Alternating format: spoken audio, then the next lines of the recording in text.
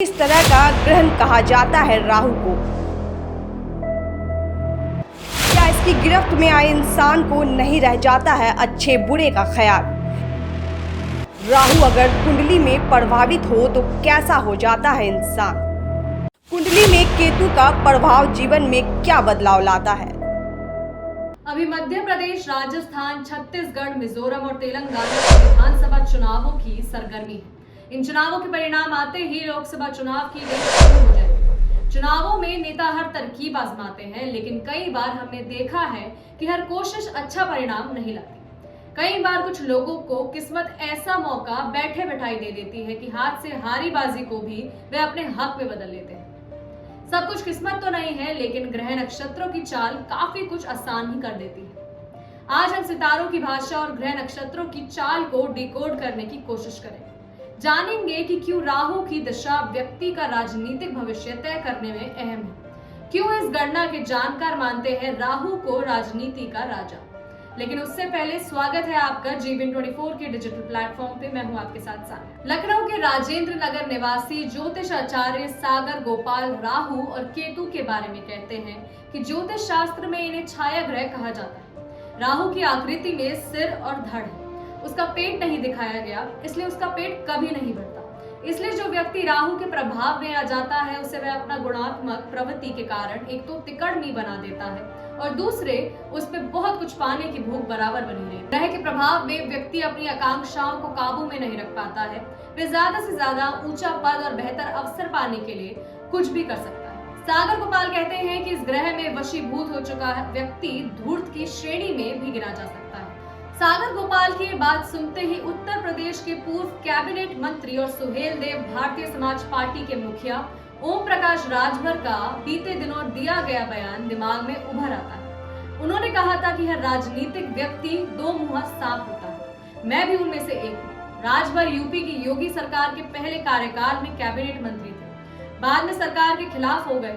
उन्होंने मंत्री पद से इस्तीफा दे दिया था। समाजवादी पार्टी के अध्यक्ष अखिलेश यादव के साथ मिलकर वह बीजेपी को सत्ता से बेदखल करने की कोशिशों में जुटे रहे।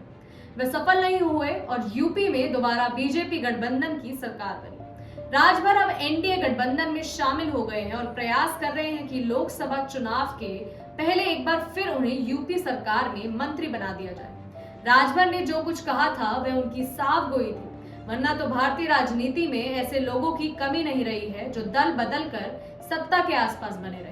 यही वजह है कि राहु को राजनीति का कारक ग्रह माना जाता है। राजनीति में दुश्मन को दोस्त बना लेना, दोस्त को दगा देना, पाला बदल देना, अपने फायदे के लिए किसी भी हद तक चले जाना आम है। सामान्य व्यक्ति अगर ऐसा करे तो उसके मन के किसी भी कोने में ये बात रह जाएगी और उसका मन अशांत हो जाएगा। लेकिन इस ग्रह के प्रभाव में व्यक्ति को ऐसा करने के बाद भी किसी भी तरह का पछतावा नहीं होता, मन शांत नहीं होता, वह कुछ नहीं सकता। सागर गोपाल कहते हैं कि यह राजनीति को केवल चुनावी राजनीति के तौर पर नहीं देखना चाहिए। इसे आप हर क्षेत्र में देख सकते हैं। आपके ऑफिस में भी ऐसा होता होगा। इस तरह के लोग हो सकते हैं। घर परिवार के भीतर भी एक तरह की राजनीति आम है, वहां भी ऐसे लोग होते हैं। राहु की दशा या अंतरदशा आने पर व्यक्ति की जिंदगी में ऐसा ही होता है।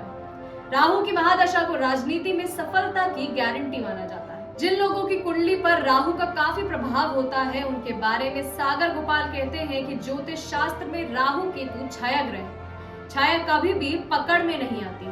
ठीक उसी तरह इनके काफी प्रभाव में जो व्यक्ति होता है इसकी हकीकत सामने नहीं आती। ऐसे समझिए कि व्यक्ति एक झीने पर्दे में है, उसमें से वही दिखेगा जो वो दिखाना चाहे, बाकी सब कुछ ढका हुआ है। इस तरह के लोग एक आभासी दुनिया में जीते हैं, नया ख्याल बुनते हैं, उसे पूरा होने से पहले पूरा होने का एहसास महसूस करते हैं। उस रुतबे, उस सुखद जीवन और प्रतिष्ठा को पाने की लालसा में ही वे हर कदम उठाते हैं। राहु को कलयुग का राजा कहा जाए तो गलत नहीं। ये ग्रह व्यक्ति को अपने इतना काबू में कर लेता है कि उसे जो चाहिए उसके बिना वह रह नहीं पाता। एक छटपटाहट उसमें बनी रहती है। कह सकते हैं कि राहु व्यक्ति को आसक्त बना देता है। ये लालसा किसी भी चीज के लिए हो सकती है, राजनीति में ताकत की हो सकती है, उसके बिना व्यक्ति रह नहीं सकता। पाने के लिए कुछ भी कर सकता है। शायद यही वजह है कि नेताओं के लिए कहा जाता है कि वे रिटायर नहीं होते। कहीं भी रहे उनका दिमाग अपने लिए नया रास्ता खोजने में लगा रहता है, वो रास्ता जो उनके लक्ष्य की तरफ जाता है। आचार्य सागर गोपाल कहते हैं कि इसके प्रभाव से व्यक्ति को खुद बचाने का प्रयास करना चाहिए, उसे वास्तविकता में जीना सीखना चाहिए, सही गलत की वास्तविक व्याख्या करनी और समझनी चाहिए। ये तो बात हुई राहु की, लेकिन राहु की बात बिना केतु के पूरी नहीं होती। अक्सर हम देखते हैं कि जो व्यक्ति नित नई ऊंचाइयां पा रहा था, उसने या तो वह त्याग दिया या फिर उसके प्रयास फलदायी नहीं रहे, वह फर्श पर आ गया। Monk who sold his Ferrari आपने पढ़ी होगी। महात्मा बुद्ध की कथा भी सुनी होगी कि कैसे वे यथार्थ की तलाश में सभी सुख छोड़कर चल दिए थे। सुनी ही होगी सम्राट अशोक की कहानी कि कैसे उन्हें सब कुछ जीत लेने की चाह से विरक्ति हो गई। सागर गोपाल कहते हैं कि केतु पूंछ है, मोक्ष कारक है, विरक्ति देता है। जैसे गुब्बारे में लगातार हवा भरते रहने से वह फूट जाता है, उसी तरह एक व्यक्ति जब किसी चाह में किसी न किसी प्रकार बढ़ रहा होता है तो कई बार उसे वह सब कुछ बेमानी लगने लगता है।